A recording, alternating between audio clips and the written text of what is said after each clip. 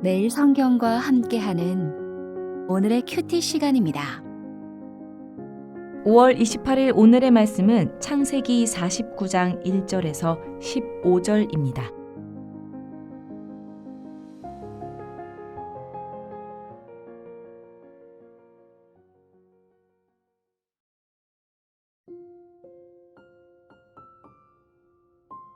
야곱이 그 아들들을 불러 이르되 너희는 모이라. 너희가 후일에 당할 일을 내가 너희에게 이르리라. 너희는 모여 들으라. 야곱의 아들들아, 너희 아버지 이스라엘에게 들을지어다. 르우벤아, 너는 내 장자요, 내 능력이요, 내 기력의 시작이라. 위풍이 월등하고 권능이 탁월하다마는 물의 끓음 같았은즉 너는 탁월하지 못하리니 내가 아버지의 침상에 올라 더럽혔음이로다. 그가 내 침상에 올랐었도다. 시므온과 레위는 형제요, 그들의 칼은 폭력의 도구로다. 내 호나 그들의 모의에 상관하지 말지어다. 내 영광아 그들의 집회에 참여하지 말지어다. 그들이 그들의 분노대로 사람을 죽이고 그들의 혈기대로 소의 발목 힘줄을 끊었음이로다. 그 노여움이 혹독하니 저주를 받을 것이요 분기가 맹렬하니 저주를 받을 것이라. 내가 그들을 야곱 중에서 나누며 이스라엘 중에서 흩으리로다. 유다야, 너는 내 형제의 찬송이 될지라. 내 손이 내 원수의 목을 잡을 것이요 내 아버지의 아들들이 내 앞에 절하리로다. 유다는 사자 새끼로다. 내 아들아, 너는 움킨 것을 찢고 올라갔도다. 그가 엎드리고 웅크림이 수사자 같고 암사자 같으니 누가 그를 범할 수 있으랴. 규가 유다를 떠나지 아니하며 통치자의 지팡이가 그 발 사이에서 떠나지 아니하기를 실로가 오시기까지 이르리니 그에게 모든 백성이 복종하리로다. 그의 나귀를 포도나무에 매며 그의 암나귀 새끼를 아름다운 포도나무에 맬 것이며 또 그 옷을 포도주에 빨며 그의 복장을 포도즙에 빨리로다. 그의 눈은 포도주로 인하여 붉겠고 그의 이는 우유로 말미암아 희리로다. 스불론은 해변에 거주하리니 그곳은 배 매는 해변이라. 그의 경계가 시돈까지리로다. 이사갈은 양의 우리 사이에 꿇어앉은 건장한 나귀로다. 그는 쉴 곳을 보고 좋게 여기며 토지를 보고 아름답게 여기고 어깨를 내려 짐을 메고 앞제 아래에서 섬기리로다. 창세기 49장 1절부터 27절은 창세기 전체의 절정 부분입니다. 또한 창세기 37장부터 50장의 야곱의 족보 톨레도스의 모든 이야기가 토대가 되어 이스라엘이 후일에 당할 일들을 히브리 시의 형식으로 구성되어 있습니다. 중심 내용은 야곱이 임종 전에 아들들의 이름을 활용한 정교한 언어 유희를 보게 됩니다. 미래에 그들에게 일어날 일은 과거와 현재의 삶에 근거하여 축복과 저주를 선언합니다.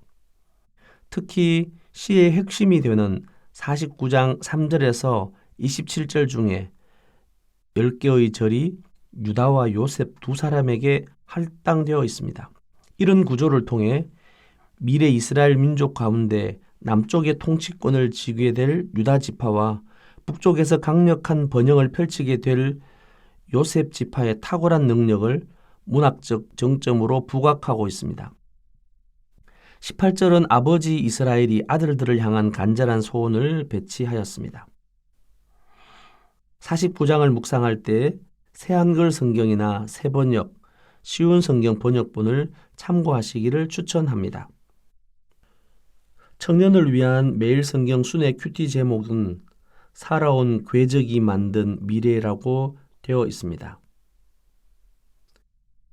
야곱은 아들들을 불러 모아 후일에 당할 일을 예언하며 하나님께 받은 영감과 아들들에 대한 깊은 통찰을 바탕으로 후손의 미래를 선포합니다.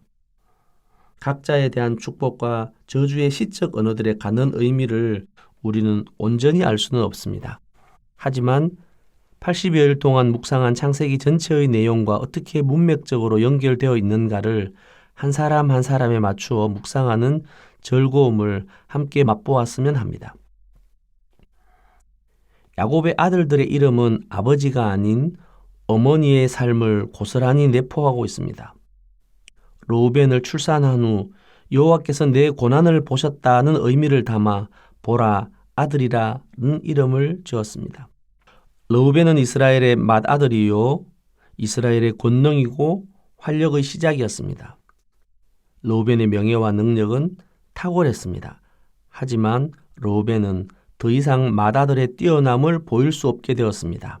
왜냐하면 아버지의 침상을 뚫고 올라왔기 때문입니다. 그는 아버지가 비통한 슬픔 중에 있을 때 아버지의 아내인 빌하를 범하였습니다. 르우벤은 출애굽기 공동체에서도 더 이상 장자권을 인정받지 못하게 되었습니다. 시몬과 레위는 단짝 형제들입니다. 그들의 칼은 폭력의 도구가 되어버렸습니다. 두 아들의 사악한 폭력과 모의에 자신이 함께하지 않겠다고 선언합니다. 그들은 분노에 차서 하나님의 은혜의 수단을 사악하게 활용하여 세겜성의 모든 남자들이 고통받고 있을 때 무자비하게 칼을 휘둘러 사람들을 죽였습니다. 6절에 나온 대로 혈기대로 소의 발목 힘줄을 끊었다고 합니다. 여기서 말하는 소의 발목 힘줄이란 무엇을 말하는 것일까요? 여기서 소는 야곱 자신을 가리킨다고 봅니다. 평화를 원했던 야곱의 뜻을 무시한 두 아들의 폭력 행위로 야곱의 뜻이 무너지고 가문의 평안이 치명적인 타격을 입게 된 상황이라고 볼 수 있습니다. 결국 그들은 저주를 받아서 고유한 정체성을 상실해 버렸습니다. 시므온은 유다의 영토에 통합되었습니다. 레위는 48개의 성읍에 흩어지게 되었습니다. 유다의 이름은 찬양입니다. 유다는 야곱 이야기 속에서 지도자로서의 주도적인 역할을 수행합니다. 이것은 이삭이 야곱에게 계승했던 언약적 축복이 야곱에 의해서 유다에게로 옮겨지고 있음을 보여줍니다. 유다의 탁월한 리더십은 사자의 이미지와 잘 어울립니다. 유다의 제안에 형제들도 결단을 내리지 못했던 아버지도 심지어 요셉도 수긍한 리더십으로 발휘하였습니다. 유다에게서 왕의 쥐희봉을 잡을 자가 통치자의 지팡이도 그의 발 아래에 떠나지 않게 됩니다. 바로 화평케 하는 자, 즉 메시아 실로가 유다의 지파에서 나올 것이며 모든 백성이 복종할 것을 축복합니다. 11, 12절은 강력한 통치자 실로의 다스림 아래 누리게 되는 번영의 세계를 묘사합니다. 야곱에게 주어졌던 언약 계승권의 축복이 유다에게로 전달됩니다. 유다와 그의 후손의 강력한 통치력은 메시아의 시대를 바라보게 하는 예언이라고 볼 수 있습니다. 아들들을 언급하는 순서의 역전 현상이 야곱의 이야기에 3번이나 나타납니다. 레아가 야곱에게 낳은 5번째, 6번째 아들이 이사갈과 스불론입니다. 여기서 스불론이 이사갈보다 먼저 언급되는 것도 역전 현상으로 나타납니다. 스불론이란 이름의 뜻은 동거입니다. 스불론은 해변에 거주하며 그곳은 배들이 정박하는 항구이며 그의 경계는 시돈까지라고 합니다. 이사갈은 보상이라는 뜻입니다. 이사갈은 양의 우리사리에 꿇어앉은 건장한 나귀로 묘사됩니다. 이사갈 지파가 비옥한 땅을 유업으로 받았음에도 안주하기를 좋아하여 결국 가나안 족속 아래에서 압제를 당하고 강제 노동을 하는 노예로 전락하게 될 비극적 운명을 예언한 것입니다. 레아의 두 아들의 순서 역전은 혈통적 순서보다 하나님의 주권적 선택과 섭리가 우선한다는 창세기의 일관된 신학적 메시지를 드러내는 역할을 합니다. 10절 말씀 속에 지팡이가 그의 발 사이에서 떠나지 아니한다는 것은 어떤 것을 의미할까요?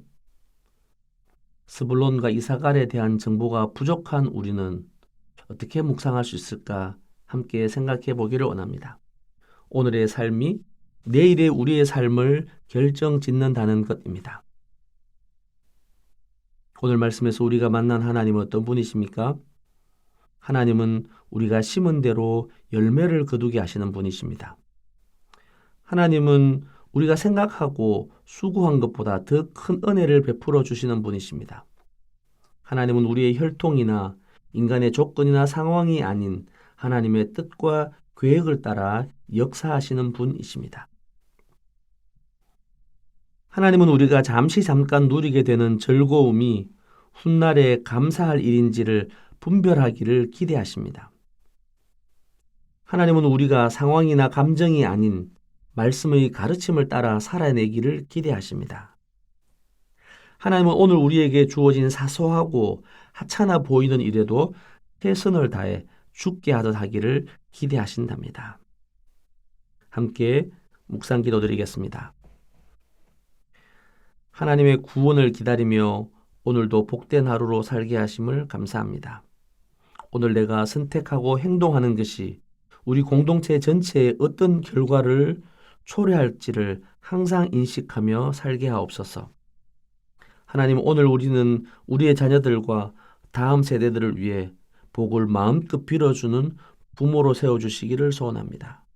우리의 공동체가 지금보다 10년, 20년 후가 더욱 아름다운 복된 공동체가 되기를 소원하며 예수님의 이름으로 기도드립니다. 아멘.